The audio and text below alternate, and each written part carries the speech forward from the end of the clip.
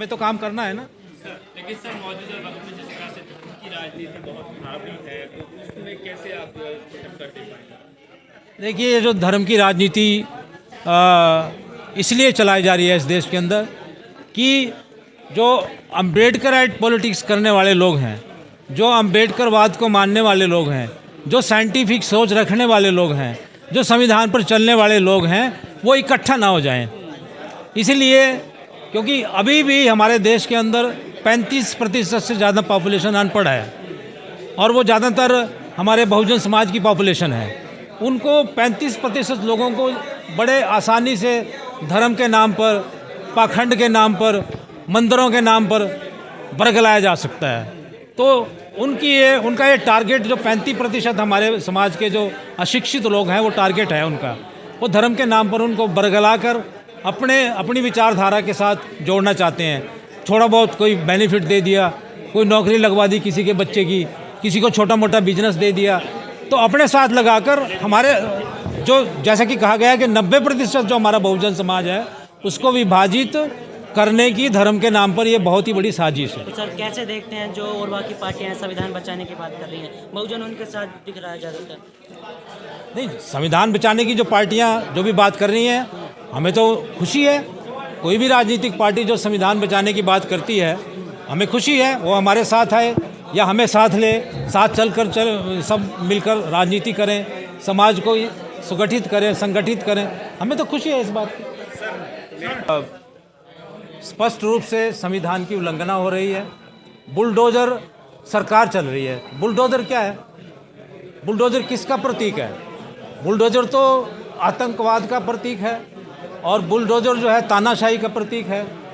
Bulldozer गैर संवैधानिक जो ताकतें हैं, जो अपना संविधान के मुताबिक राज नहीं चलाना चाहती हैं, उसका प्रतीक है। तो बुलडोजर सरकार को तो चुनौती देनी है। जो हमारे संविधान को बुलडोजर के जरिए चुनौती दे रहा है, गरीब लोगों के घर तोड़ रहा है, बड़ी मेहनत से एक छोटी सी झोंपड़ी कोई बनाता है, एक छोटा सा कोई घर बनाता है, उसको बुलडोजर भेजकर उसके घर को तोड़वा दो, उसके बच्चे कहाँ जाएंगे? इससे देश का भी नुकसान हो रहा है। वो बच्चे क्या करेंगे? चोर उचक्के बनेंगे, डकैत बनेंगे, कुछ और क्राइम में संलिप्त होंगे, क्योंकि रहने के लिए जगह तो कोई है नहीं। तो एक मिनट याद रुकिए, बुलडोजर जस्टिस कह रहे हैं वो लोग, खासतौर से Uttar Pradesh, Madhya Pradesh. There is no bulldozer justice in the world. Justice has to come through our constitution, through our laws, through our rules, regulations and the systems. Justice must come through these things. Justice cannot be delivered through bulldozer. We are against it. बहुत ही दुखद बात है और बड़ी महत्वपूर्ण बात है जो आपने मुझसे पूछी है कि इस समय देश की जो संवैधानिक संस्थाएं हैं, चाहे वो कोई भी संस्था हो, मैं नाम नहीं लेना चाहता, उनका हिंदुत्वीकरण किया जा रहा है। यहाँ तक कि जुडिशरी पर, और बड़े दुख के साथ कहना पड़ रहा है कि आर्मी तक पर भी और पुलिस पर इस तरह के इल्ज़ाम लग चुके हैं और बड़े सुनियोजित ढंग से सारी संवैधानिक संस्थाओं का हिंदुत्वीकरण किया जा रहा है।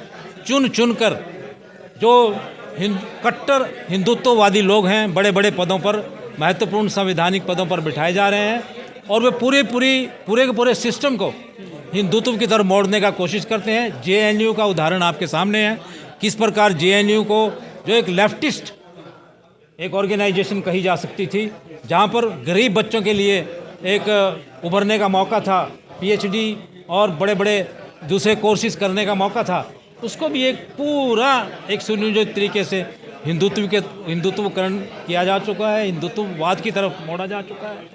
कई वहाँ के महत्वपूर्ण लीडर या युवा लीडर उमर खालिद पिछले 4 साल से जेल में हैं? तो उसके मानवाधिकारों का क्या? वो जेल से बाहर क्यों नहीं आ पा रहा?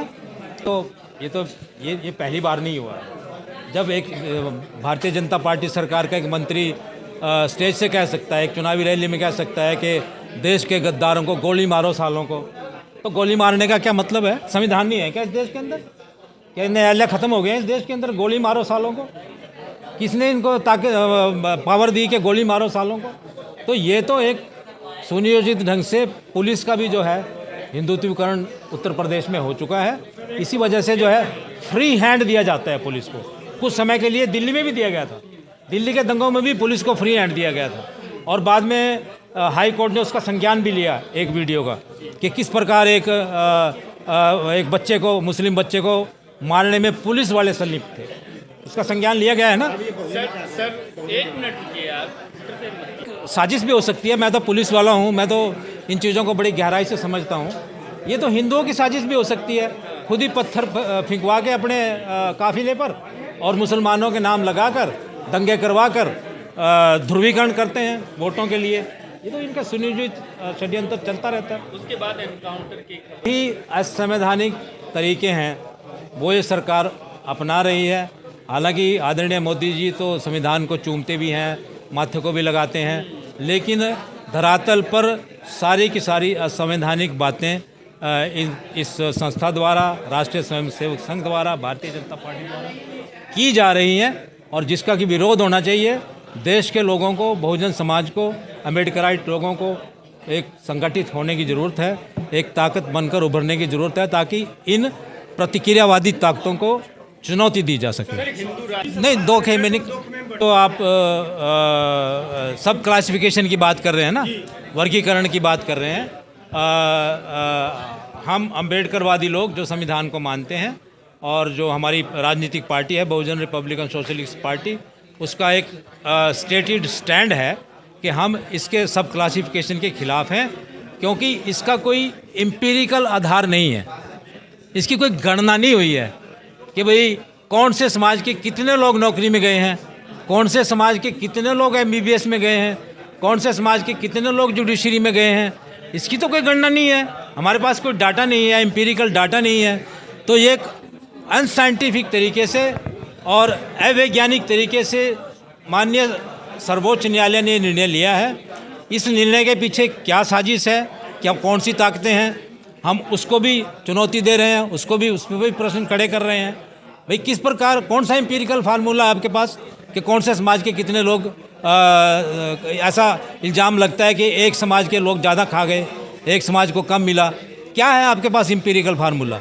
आप वो एम्पिरिकल फार्मूला प्रस्तुत तो कीजिए, बताइए, हम मानने के लिए तैयार हैं, लेकिन ऐसा कुछ है नहीं। तो इसका मतलब ये है कि ये एक साजिश है समाज को बांटने की, ताकि समाज को बांट के वोट ली जा सकें, और कुछ समाजों को झूठे तरीके से, हालांकि मिलेगा उनको भी कुछ नहीं, अपनी तरफ करके वोट लेकर अपनी सत्ता कायम की जा सके। बहुजन शब्द हमारे महापुरुषों द्वारा उद्घोषित और ईजाद किया हुआ शब्द है। अगर आपको लगता है कि हमारा काम बहुजन समाज के लिए महत्वपूर्ण है, तो आप हमें आर्थिक सहयोग के लिए सीन दिखाए गए QR कोड स्कैन और फोन पे और गूगल पे और UPI और बैंक अकाउंट में कर सकते हैं। फोन पे, गूगल पे 9250529129, UPI 9250529129@YBL। Bank account state bank of India AC 1042994628, IFSC code SBIN 00066563। आपका छोटा से छोटा सहयोग समाज और हमें और मजबूत करेगा, जिससे हमें बहुजन पत्रकारिता में और निष्पक्ष बनाने में मजबूत करेगा। जय भीम, जय भारत।